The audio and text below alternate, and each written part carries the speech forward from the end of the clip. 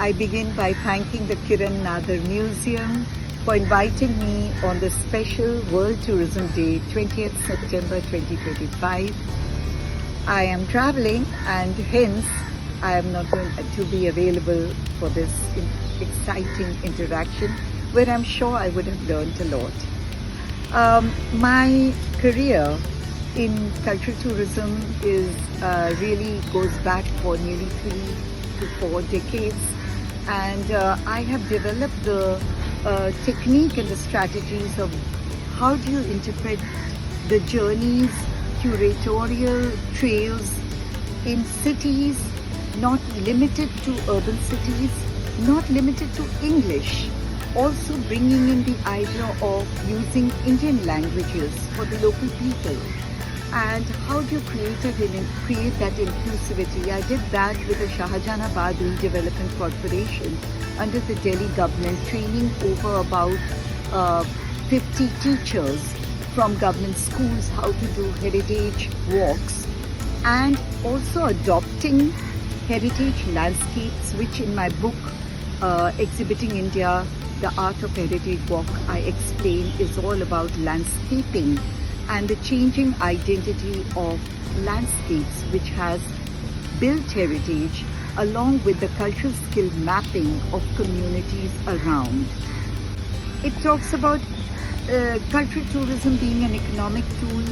There is a concern when it comes to natural heritage. There's climate crisis, there's urbanization. Even education also implies forgetting your community histories and practices, cultural practices, and a lot of people completely shedding their cultural repository in their memories. So it becomes very, very, extremely challenging that when you're exhibiting cultures through heritage tours, how do you link these cultural memories, even of monuments? So, for instance, one of the tools that I adopted as a classical dancer, trained classical dancer, was bringing in that immediacy of storytelling. So if I went to the Rani Ki Vav, which is a UNESCO World Heritage Stepwell in Gujarat, I would actually perform the Devanganas.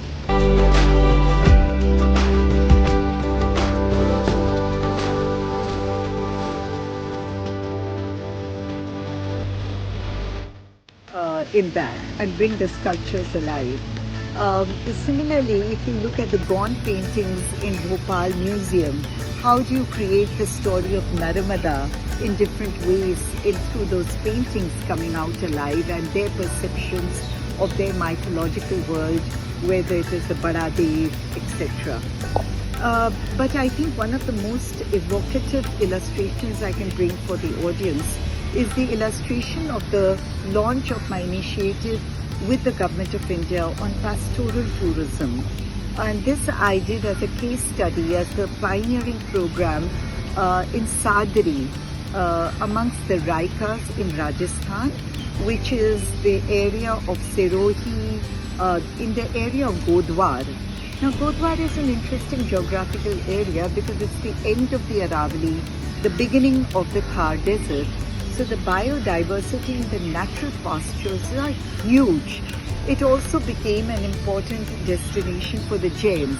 So you have not only the forts and palaces, but you have the Ranakpur famous temple with all those wonderful iconographical, representation there. And this connection of the Jain community with the Raikas, giving them milk, etc., was a whole synergy of community cultures that existed. However, there now is a crisis. The Kumbhalgarh sanctuary is being turned into a tiger sanctuary, which is wrong actually, because the tiger needs, that's not the natural setting for a tiger. It's the country of wolf and leopards.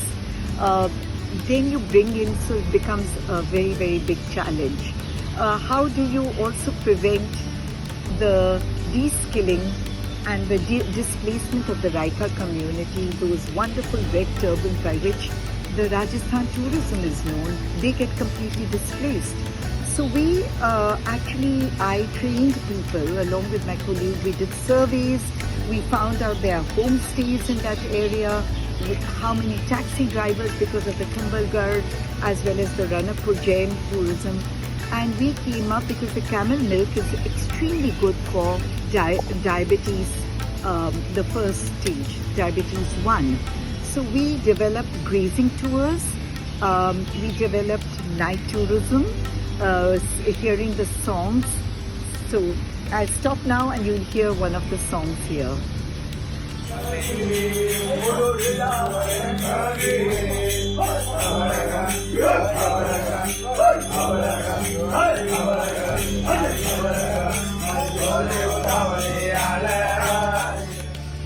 After this, we also spoke and did the understanding of what the Raika culture is about. हाँ, तो ऊँटनी के बारे में आप क्या गा रहे हैं? कुंभलगढ़ बता रहे हैं आप? जो ऊँटनी जो हमारी जो अच्छी थी के साथ जो रामदेव जी के ब्याह में जो सुगनों तो भाई के ओणा में गई थी ऊँटनी उंगल पे, ठीक है, कुंभलगढ़। तो रामदेव जी जब भी पंडित थे इसलिए वो जो ऊँटनी होने गई थी सुगनों भाई के उसका वखाण करते थे। So here I am giving the workshop to these women, and they talked about not only the cuisine but their festivities. They had some very lovely festivals of cattle races and a lot of teasing happening. So we did that, and we hope that one day all this comes together. The good thing is that something is happening there thanks to the Camel Charisma, which is a private enterprise of the Pastoral Lokhit Pashupalak Sansthan, which runs there.